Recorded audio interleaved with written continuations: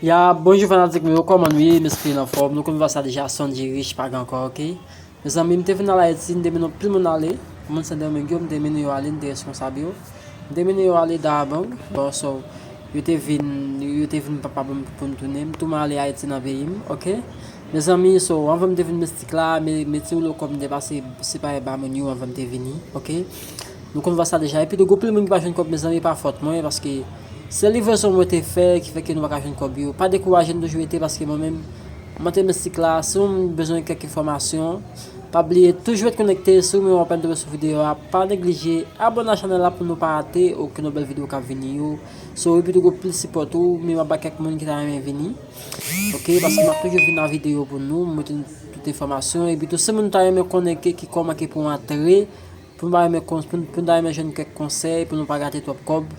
Je vais te connecter parce que je vais toute vidéo net là, c'est dans l'airport Haïti ami là, ok, nous tout haïtien yo.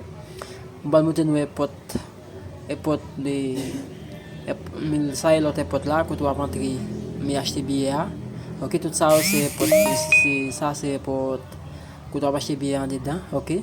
Parce que nous connaissons des airports liés, so parce que tout le monde qui t'a aimé voyager tout, mais m'a pas tout le conseil pour nous. Si tu as aimé être connecté pour toujours bien quelques informations dans mon qui comment pour venir parce que moi-même et comme poche pour ta connaître comme poche pour ta gagner mon et comment que pour ta gérer comme pour gagner mon là toujours être connecté parce que là c'est la map bail mais toujours être connecté et bien n'a quand on dans notre vidéo, OK, ça a plaisir n'a point.